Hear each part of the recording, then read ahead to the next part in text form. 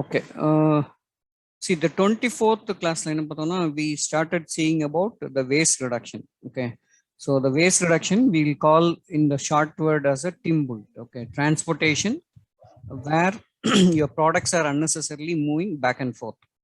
Okay. And then the inventory, keeping the extra inventory. For example, car manufacturer keeping multiple car without booking. Okay. With the different models, which is not ordered by the customer. And not only that, it will get damaged because of that particular inventory. Maintenance is a bigger challenge, right? That one thing. And the motion, okay, the people is moving, and then access or process is moving here and there. That is called motion wasting. And then waiting for the equipment or people or process or end product from one place to other. These are all coming under waiting category. And overproduction, see, we are touching the account multiple time, okay, which is not necessary for that particular process, will be considered as a overproduction.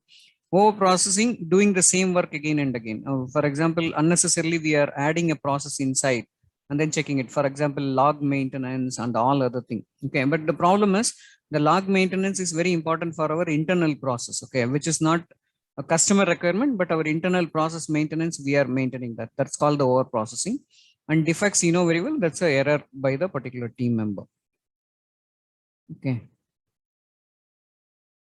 Yeah, this that particular slide. And next one, which we started as a what are all the tools we have to finish these kind of waste reduction, right? So if you see here, this is what we discuss on that 5S methodology. Okay, if you keep your things in a proper order, okay, it will reduce your time. For example, sort and then straighten the process, and then shine, clean the process, standardize your process like SOP and other thing, and sustain, and then maintain whether everything is right or not. Okay, that the way the 5S methodology is going to be helpful for you. And coming to the next lot, we have a Pokeyoki. Pokeyoki, nothing but it's a mistake proofing. Okay, the do the right at first time. Okay, that one. And then screening devices. Okay, there are some devices which will be check everything whether it is coming correctly or not. That is called your screening devices. And then signaling devices. For example, if a machine is shut down, the signal will be there. Okay, the signal will be available there to see them. And control device is to control your process, whether we are doing it correct or not. And then Kanban also we are doing the same way, which Kanban we already covered last time. Okay, this is a design of experiment we started last week. Okay, the design of experiment, for example, this will be useful whenever they are planning to do any new product. Okay, that's a design of experiment. When they are doing a design of experiment, they will do the screening. For screening, they may have the DOE. And for example, the type of experiments, if the main thing is based on the DOE, you can see that if you change some input, what is your output variable is changing. This is what I discuss on that particular thing. See, for example, you take the charge account. Okay, for example, you are getting a charge from 5 different pair. Okay, if one pair is charges are reducing, is it going to affect your output or not? That kind of analysis you can do using this DOE chart. Okay, so what are all the things we can do here is screening experiment. Okay, we have the multiple input variable. For example, I have 5 pair. Okay, that is my input variable. So by adding the 5 pair into your mini tab and check the output, okay, this will give a clarity on which particular input your output is getting majorly affected. That details you can identify by the screening. And optimizing the same thing. See, once you identify that particular input, say for example, I have 5 pair. In that, I am seeing that Aetna is my major success. So what I need to do, I have to talk to my client, ask them to increase the patient visit for the Aetna, which will improve my output. That is optimization, which will get it. And robustness experiment, it is mainly for a production unit. See, when they structure a design, for example, they are doing a mold. Okay, that mold should be very effective so that it can avoid the error. Okay, how we are going to use this in our method is, see, for example, we consider a process. Okay, we are getting a EOB to the SFTP process. Okay, the from the SFTP, we are asked our team to go ahead and then post. See, the same thing for a charge entry, right? We are getting the encounter form, and then we are asking the team to go ahead and then enter the charge. So how we can improve the process, right? See, how we are making the mechanism, how we are tracking it, that and all, we can consider that as a robustness in the experiment. So wherever you are feeling that it is not coming right, then you can improve your process, and then you can improve the robustness of your particular experiment. And the type of experiment design is one factor at a time. See this here we discuss, right? For example, I have 5 payer and I'm considering my output, that's the income. So instead of that, here we are considering only one fact one time. For example, 8na alone, I'm checking what is my 8na input and what is my output. For example, BCBS is my input, what is my output. Like that, we can segregate by one factor at a time. Or full factorial. Say I don't want to do one factor. For example, I'm putting all my 5 factors inside. So that is called your full factorial. Instead of that, I'm putting 2 to 3 pair alone. That is my fractional factorial. These are all, you can do it very easily by using your Minitab, which will be covered in your next certification. Okay, and what is the benefits here is we can be able to do the multiple factors at once. See, for example, you cannot understand the same way. For example, if you take a CPT code wise, okay, which CPT code is giving a better revenue by dollar value, you can understand, but many of the things it will give a clarity, right? By adding what you are going to get, what is your outcome. So this is very helpful. And second thing is very effective, very efficient and cost effective. You need not spend much of the time. It will immediately throw you the result there. Okay. And the third one is enable the analyze a large amount of data and construct a prediction model. See, for example, I have around 1 lakh data and how to analyze. These are all the DOE's benefit of it. Okay. Process of conducting DOE. So how I'm going to run this DOE experiment. Okay. First thing, identify the objective. For example, my objective is I just want to understand which of my input is giving a major impact to my output. So that I'm taking an output objective as here, and define what is to be measured and show the results of the experiment. See here, what we are trying to measure here in our example, we are trying to measure our income, right? The collection, and identify the factors that are controlled during the experiment. Here, the factors are nothing but our payers, right? The input payers is our factors. And identify the set of level of the experiment must be considered. See here, when we do a Minitab DOE, we have 3 levels and then 4 levels set of experiments will be there. From there, we can do it. Okay, select the actual trial to take place. What do you want to do? Okay, how you want to start this particular process, and then perform a trial as planned. See, for example, you plan for a trial. Okay, how many trials you want to take? Same data, you run it for 3 times or 4 times to understand how the trials are running, and analyze the result and act on the result. This simply on the DOE, mainly to understand your output variable based on your input. We are using the DOE, and here boss, DOE we have. I have one question here, boss. And for our process, which experiment will be better? அதுதான் late ஆகக்கூடாதுன்றது. இவ்வளோ நேரம் நம்மளோட process தான் இவ்வளோ நேரம் வச்சு பேசணும், ரைட்டா? C for example, I have a input. For example, 5 pair என்னோட இன்புட்ல இருக்கு. I just want to understand which input is giving a major impact on the output. For that only we are using the DOE. Okay. See, for example, the lab, we will take CRL lab. Okay. For example, I have around 10 or 12 pairs. So which pair is giving a major impact on my output? Which pair is not at all giving any impact on your output? That percentage and all other calculation we can do by one factor at a time. For example, one pair at a time, or all the pairs at a time, or so for example, impact in the sense it is rejection and denials, right? No, it's not a denial. See, for example, I see, we will take one more scenario. See, you have a CPT code, right? We will take MMTX. Your pseudoscan is a major revenue CPT code. You know that, right? But many of the process, we don't know what is the impacting input file, what we are going to put it into the process. So that clarity, the DOE will give you. For example, I have around 20 CPT code, or I have 100 CPT code in that particular input. Right. For example, you take one hospital. Okay, we have multiple CPT codes, right? See, when we are analyzing which is your output. Okay, for example, they are asking you to do an analysis and give a report to the hospital. Okay, how is this month payment should be? So by doing this kind of DOE analysis, by doing your input variable, you can give a clear-cut instruction to them saying that this month this particular CPT code is reducing, so this may give you the impact of 3% or 4% in your total revenue. Like that, you can give a clear-cut picture on them by doing this design of experiments. In our area. So you meant to say that so it differs based on the project, right? Yeah, it differs. See, what I'm saying is here we are considering what is the input versus output. That's what we are considering here now. Okay, that's what we are trying to do with your design of experiment. See, for example, I can improve my design of experiment to get better output. That's a way. And input you can improve on. See, for example, if it is a production floor, what they will do, they will first give the die, right? The die will be the basic material which is going to create a product.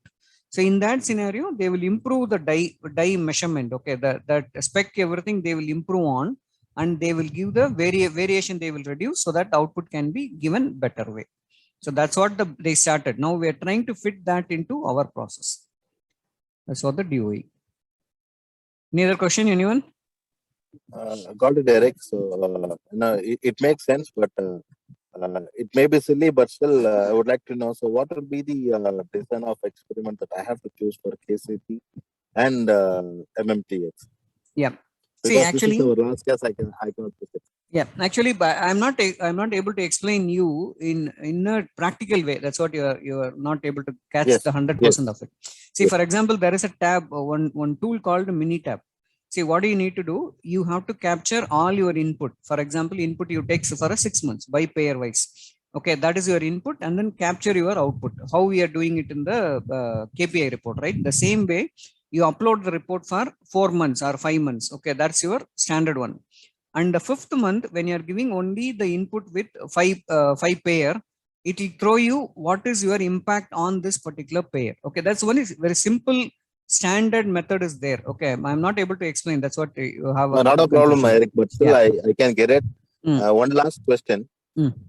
This design of experiments, in what frequency level on a monthly basis I have to take it? What? Again, repeat the Frequency. I mean, is it once in a week or maybe bi-weekly or once in a month I have to do this exercise? Yeah, see, actually, when you are comparing the last month charges and then comparing this month, see, for example, we'll take a two scenario. One project, your M0 collection is more. For example, we will take one project where your AR days is around 18 days. In that scenario, you know very well that all our payment is going to be collected within that particular month. So in that particular project, every week you have to understand what is your inflow. So based on that, you can define your what is your output of it. For example, your AR days is around 30 to 45 days. So in that scenario, you have to take average of previous month and current month. Both you need to take. So this based on the project and based on how you are collecting M0, M1 and M2 trend. Based on that, you have to design your DOE. Again, I'm sorry, Eric. So how this is going to impact in my in the implement of any particular project? Correct. See, for example, by doing a DOE, I have around 5 input payers. Okay. I know very well there are 2 payers are not at all giving any impact on my output. So I know very well. See, for example, we will take a scenario where the provider is out of network. We know very well it's not going to give any impact of my payment. See, for example, the provider may think that by doing an appeal or by doing, for example, the patient may have that out of network benefit and I'm collecting it. That's what their assumption is. So when you're doing this particular experiment for 6 months or 8 months, the duration, then you can give them very clearly, you are not getting any patient with out of network benefit at all. So we can give a clear cut instruction with the data point. Don't take this particular insurance at all. That's the way we can close that. That is perfect, Eric. So again, a last question. Yeah. Because let me shoot at my question. So are we doing this for last 1.5 years? Are we doing these kind of experiments? Yes, we are doing. Yes. Thank you, Eric. Yeah. Okay. That's all my question, Eric. Thank you. Okay. We'll move to the next one. Okay. So the same DOE, we had given some other detail of it. Okay. So when we are doing any COE, there are some errors you have to aware of it, right? Whatever you are doing in the DOE, everything is not 100% perfect. There are 2 errors may come. One is systematic error.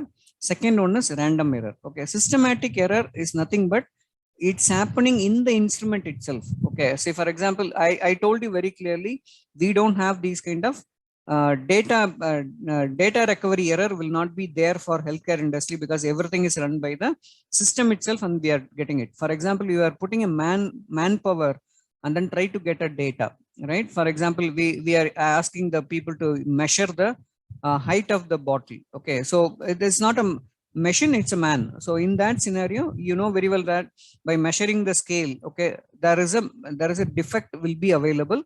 That is called your systematic error by normally taken. Okay, the same error is evident every time the experiment is run. For example, every time if you run, that particular instrument is going to throw some error, that is called your systematic error.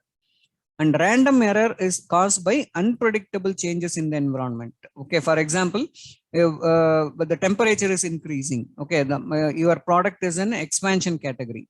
So that and all your random errors. And typically more of the environmental conditional changes will come under random errors. These two are not applicable for our industry. Okay, bias is nothing but it's based on the people. Okay, for example, the 2 or 3 people are taking it, there will be a difference in that. We'll call that as a bias. Okay, so to avoid these kind of things, we'll have a full factorial design. See here, small number of factors and levels. Okay, so instead of taking the whole as a one single segment, we will split that into small number of factor and then we will run it. Say for example, this applicable only to your manufacturing industry. For example, if you take any of your product, they will mention as a batch number, right? Based on the batch, they will calculate all the quality and other things. So the batch is a smaller number which they are trying to give it. Okay, instead of full factorial entire process, they'll say that 1 o'clock to 2 o'clock will be considered as a one single batch and 2 to 3 will be considered as a second batch. So that kind of smaller number, they break it and then they will check that. Okay, more factors, there is a more cost and time is not an issue. Say for example, if you have a more factor, what you need to do, there is a cost and it involves a lot of cost and lot of time. Okay, where there is not an issue, they will go for a factorial. Otherwise, they will split into a small numbers. And fraction factorial design, this also use the same thing. When number runs in a larger due to the large number of factors and levels, still the extracted valuable information, but there with fewer run. For example, what they will do, we will take a scenario. Okay, the one factory is running for 10 hours to produce some products. So what they will do, they will not take the entire segment, but they will take any fraction, and then they will take, for example, I will take a sample 1 o'clock to 2 o'clock. What are all the samples has been generated? I will take that as a fraction, and then based on that, I will check this DOE. Okay, number of required rounds. Okay, see for example, whenever we take a sample, right? When we are asking our quality team to do a quality sample and then audit, we don't know how to finalize the number, right? So here there is a method, number of required rounds, if they will call that as a LK. Okay, where L is a number of level and K is a number of factors. Okay, this is a formula where to select the better design, but this will be applicable for the your production industry. Okay, and how to control the random error? See, we discussed the random error, right? Random error is unpredictable changes due to the experiment and environmental condition. See here, how to control it. One is balanced design. All the treatment combination have same number of observation.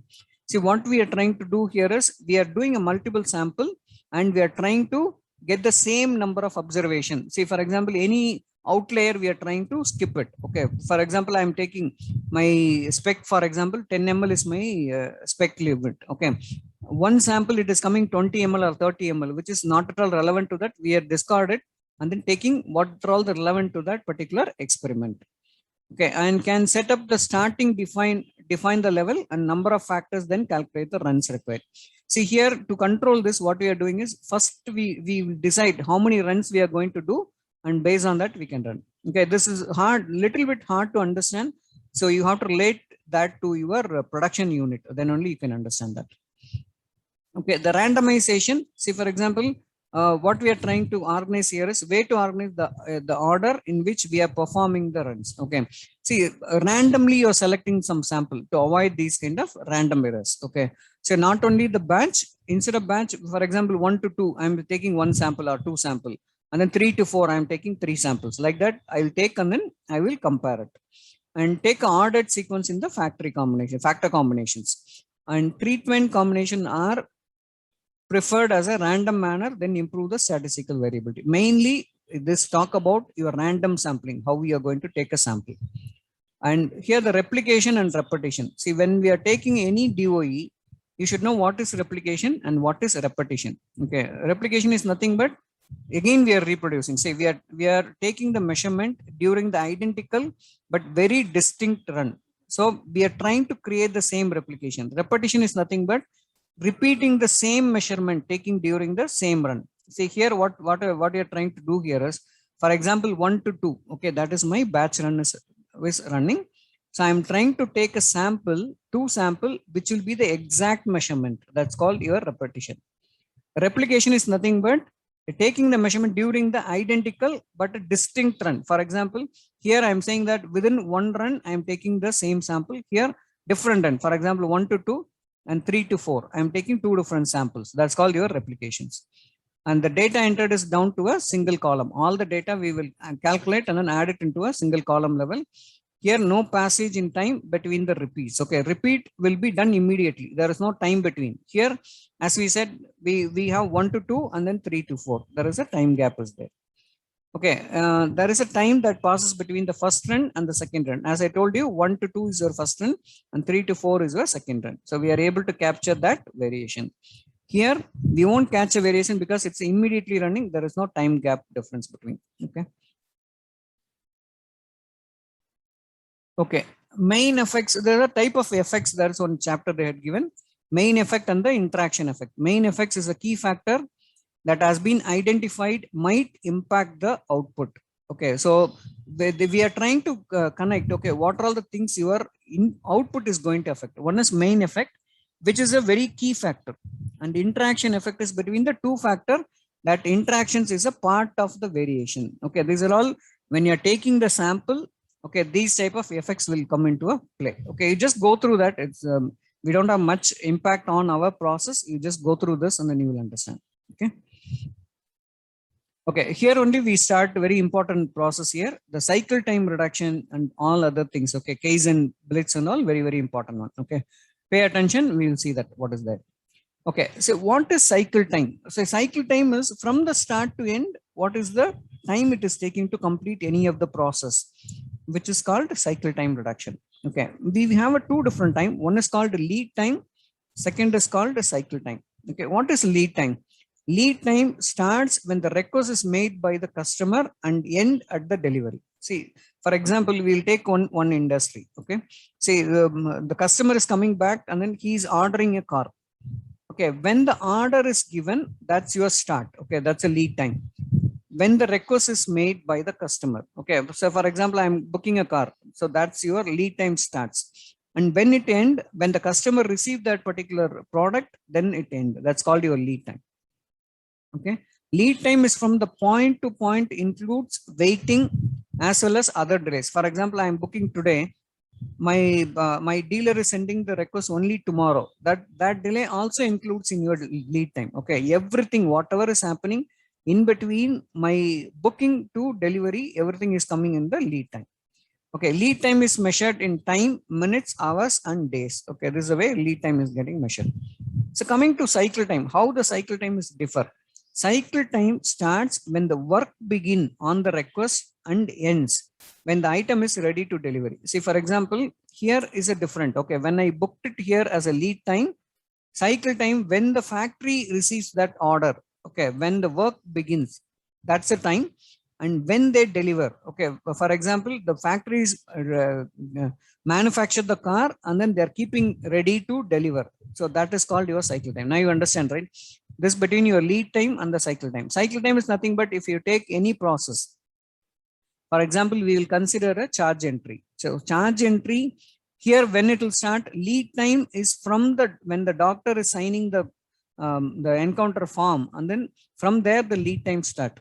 The cycle time start when your people go to the SFTP folder and they started entering. There the cycle time starts. Okay, that's the difference between your lead time and the cycle time. Okay, cycle time is important because it has a major effect on the productivity. Say lead time, you cannot judge the productivity, but cycle time is a productive measure, right? When they took it, when they are completing it, that's your productivity. This leads to the organization competitiveness and market share. Okay, if your cycle time is lesser, you can give a better revenue or better share to the market. Okay, cycle time and lead time are different units of measurement. Cycle time is measured in a rate. Okay, so measurement is different. Here, as we said, time, minute, hour, and the days we are measuring. Here we are measuring by the rate. Okay, cycle time will be measured by rate. Rate in the sense it's a percentage kind of thing. Okay, what is your total time and how much time your particular process is taking? For example, 10% of the time my charge entry is taking, and 5% of my time the coding is taking. Like that, the cycle time will be defined based on your entire cycle. Okay, how to reduce the cycle time will benefits to you. Okay, see, mainly we have to focus on our cycle time. See, for example, I'll take one more example of a AR. Okay, see, I am touching the AR now, and then I'm saying that claim is in process. And then after 30 days, I'll go back and then check the claim in process. It is getting a denial. And then I'll start working on the denial, saying that it need to be appealed. Then I'm sending to appeal department. Appeal department is sending the claim. Okay, and the claim is sent to the payer, and payer is taking around 60 days. Now, so consider your cycle time. Cycle time, when you start and then when it is getting delivered or it is paid, that is called your cycle time. So mainly you have to concentrate on how to reduce your cycle time. The length of the process need to be reduced by calculating your cycle time. So that's what we used to calculate. For example, multi-touch report, which is very helpful to reduce your cycle time. Okay, how many time a particular account has been touched by the user. Okay, for example, 4 times, 5 times a user is touching that account unnecessarily. That increase your cycle time, that need to be brought into a control. Okay, and then significant cost reduction. See, for example, if you touch the account and then it is getting paid, and you are doing a 5 follow-up and then getting paid, you understand that there is a cost reduction in it. So we free up some of the availability and we can increase our productivity. So for example, I have 100 accounts sitting unpaid. Okay, for example, my cycle time is reducing by 30. You can utilize the team very effectively. Okay, increase the quality and decrease the product time to the market. Okay, this is very important. So since we are not doing any marketing job, our product time, we are not understanding the importance of it. But product time is very, very important. When you get a charge, you should take very minimal time to send that to a payer. Okay, the same way, when the payer is not paying, our AR has to get that at the earliest, right? That's what the product time is. And translate to the quantifiable impact on the entire business. So see, the cycle time definitely impact your entire business. So you should understand what is the lead time and what is the cycle time. As operation people, we have to be more careful on reducing the cycle time. Okay, lead time may be the generalized statement. See, for example, your AR days. Okay, I'm saying that I'm taking 42 days as my AR days. That's your lead time. That's not a cycle time. Cycle time, it should be faster and it should be accurate compared to lead time and the cycle time. Any question here? Okay, we'll move on. So methods to cycle time reduction. Okay, what are all the things we can do? It's mostly, if you can think of any of the production unit. Okay, for example, mechanical production unit, you can remember or you can correlate what I'm trying to say. Okay, the continuous flow. There is an absence of interruption, problem, delays, and backlog within the process. Okay, so for example, a factory is trying to manufacture a product. Okay, from the input, it should come to an output without any interruption, problems, delays, and backlogs. If you consider that into your process, what is the interruptions? For example, software is not working, CR will not work today. That's your interruption. Your problem, your user is on leave. Delay, there is some clarification is not coming. Backlog, volume is more, like some projects, right? We are getting a volume, but we don't have a people to work on. These are all your continuous flow is getting affected. And more of the time-based methodology where the focus on reducing the defects by improving the logistics. Okay, so as we discussed, cycle time is nothing but we are mainly concentrating on the time it is taking to do, and customer will with minimal delay. Okay, so here we can say that it's a customer with a minimal delay. We can consider that how fast we are sending our claim to the insurance company, like reducing the lag days and other thing, right? Use of the units made up of the smallest logic level, either into one piece or smaller batch at a time. See, if you are not able to reduce your cycle time, what you need to do is break your process into a smaller unit and see that whether that particular batch is reaching there or not. Okay, this actually, what we'll do is whenever we have a very big projects, for example, 10 million or 15 million, the charges we are entering, right? In that scenario, what will happen is, say, entire team, if you put to do a charge entry, it will take a lot of time, right? So what we will do, we will break the process into a pair wise, right? One particular pair, one segment of the people will work, so they know the complete nuances of that particular pair, and then they will take care of that particular pair, and then they will start filing those claims. Okay, that's what the smallest logical level you can break, and then you can improve your cycle time reductions. Okay, right sizing batches is very important. See, for example, you should know how to right sizely you have to batch it. Okay, by experience you understand that.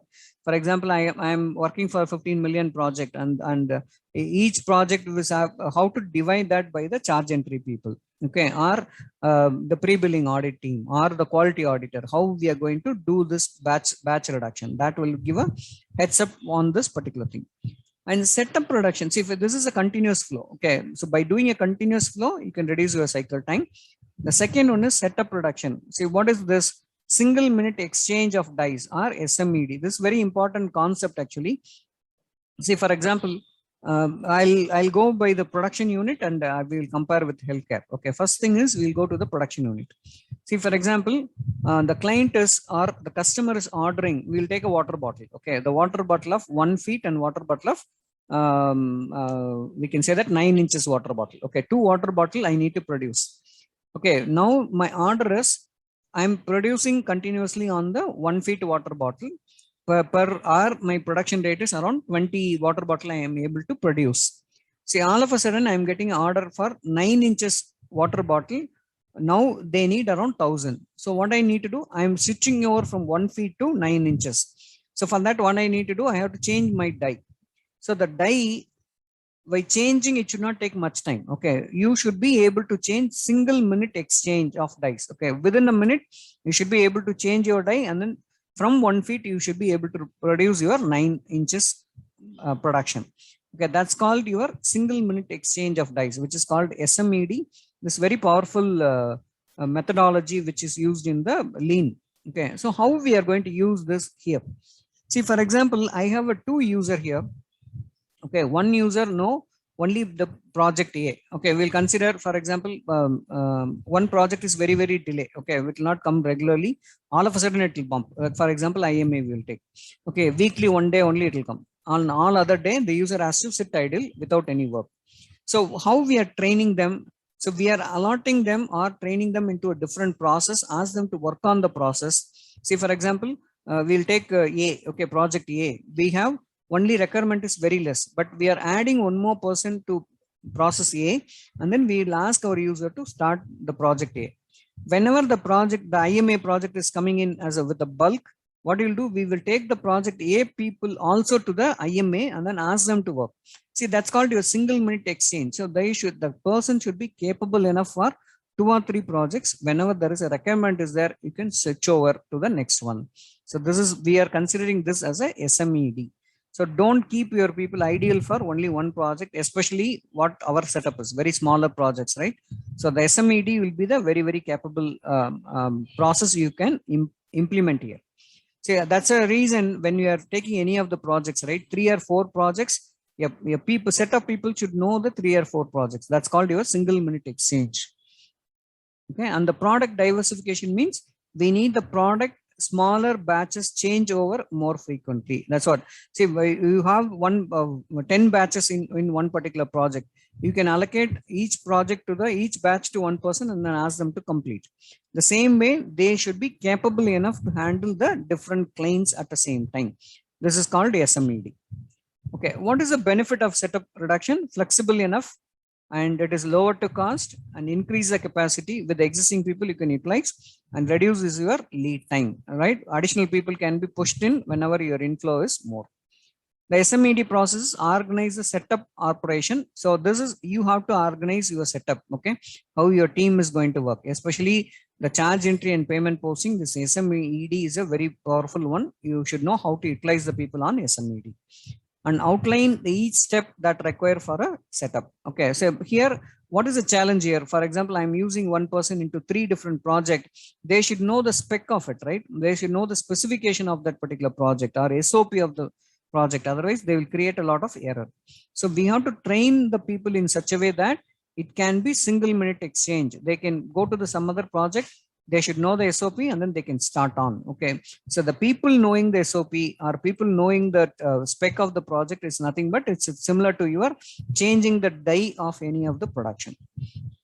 Okay. Know where the waste is within the process. Okay. For example, if you are not able to use the people and that is your waste, and second time when the input inflow is not regular and you are keeping additional people, that will be your waste. And then convert internal to the external. For example, internal, whatever the challenges you are facing here in the internal, you can bring it to external and you can discuss with the management and to the client, and then to that you can streamline your process. So the frequent changes can be avoided, or if it is necessary, we will train the people or train the internal to take it up. Okay, improve the internal setup, have documentation. This is very important, right? So the documentation is nothing but our SOPs, right? And how to go about performing the changeover, SOPs and standard of work. So when a person is trained on 2 or 3 projects, there is a risk mitigation involved, because the people may tend to implement the previous project SOP to the new project. That's one major challenge which we have to be very, very careful in taking care of it. Okay, that's one thing. Any question here? SMED is very powerful. Okay, you should understand SMED. Okay, I'll move to the next one. Okay, here the Kaizen and Kaizen Blitz. Okay, you should know the difference between Kaizen and Kaizen Blitz. What is Kaizen? Every day you have to bring some improvement in your process. That is called Kaizen. Okay, it's not all of a sudden nothing is going to change.